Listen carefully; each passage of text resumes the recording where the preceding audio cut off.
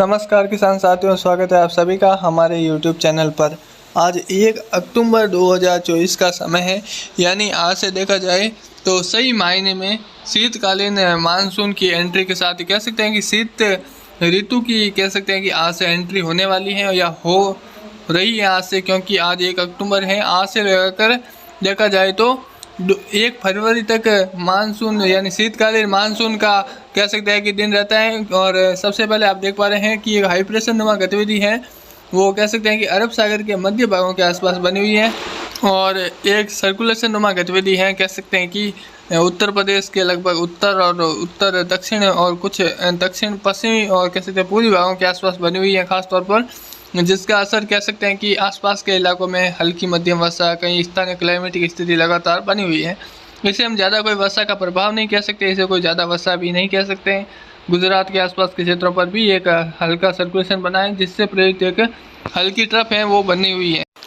बाकी अगर देखा जाए तो आप इस मैप में देख पा रहे हैं कि जो भारत के दक्षिणी हिस्से के आसपास एक सर्कुलेशन नुमा गतिविधि बनी हुई है, ये धीरे धीरे विकसित हो रही हैं, जिसका आगे उत्तर और उत्तर पश्चिमी कह सकते हैं कि खास तौर पर जो अरब सागर की ओर बढ़ने की संभावना है। अरब सागर से ये आगे उत्तर और उत्तर पश्चिमी दिशा में आगे बढ़ सकता है। हो सकता है कि आगामी दिनों में इसके एक कह सकते हैं कि साइक्लोन यानी तूफान बनने की संभावना भी नज़र आ रही है। और अभी फ़िलहाल इसकी कोई ज़्यादा डिटेल या कोई जानकारी आपको नहीं बता सकता। बाकी मैं आपको पहले ही बोला था कि अक्टूबर के पहले कह सकते हैं कि दिनों से लगाकर एक जो अरब सागर या हिंद महासागर के आसपास से लगाकर एक सर्कुलेशन बनेगा, जो कि आगामी दिनों में इसके आगे बढ़ने के साथ ही तूफान की कैटेगरी वाला सिस्टम भी बन सकता है। इसकी जानकारी मैंने आपको पहले ही वीडियो में दे चुका हूं और लगातार इसके बारे में आपको अपडेट देता आ रहा हूं। और हो सकता है कि आगामी दिनों में ये तूफान भी बन जाए, पर अभी आपको इसको एक डिटेल नहीं बताऊँगा। पर जल्द ही इसके बारे में एक वीडियो बनाने का प्रयास रहेगा कि यह अगर तूफान बनता है तो किस तरफ आगे बढ़ सकता है।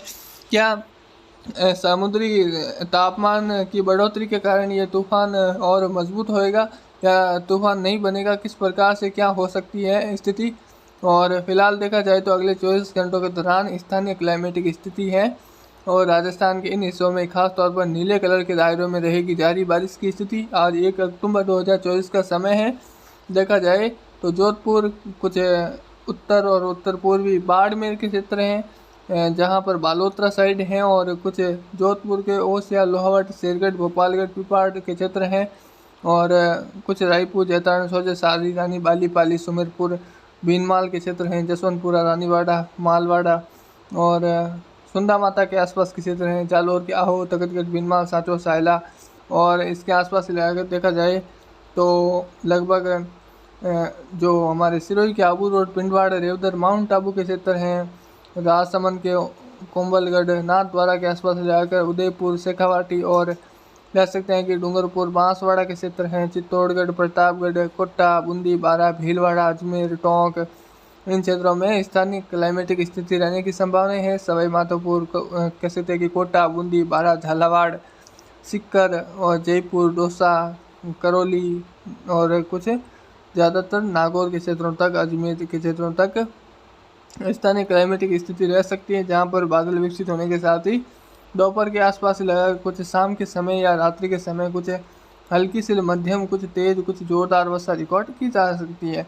कोई ज़्यादा यहाँ पर माहौल नहीं रहेगा, पर हो सकता है कि एक दो स्थानों पर ऐसी गतिविधि बनने के साथ ही कुछ 20 से 25 या 30 किलोमीटर के दायरे के अंदर कुछ अच्छी वर्षा हो जाए और फिर वापस है वो मौसम कुछ शुष्क होने लगेगा, फिर मौसम शुष्क हो जाएगा, यानी कुछ बाकी इस नीले कलर के दायरे में ही कुछ बारिश का जो आसार हैं वो देखने को मिल सकता है। वो भी खंड वर्षा के तौर पर रहेगा, कोई ज़्यादा लंबा चौड़ा दायरा यहाँ पर भी नहीं रहेगा।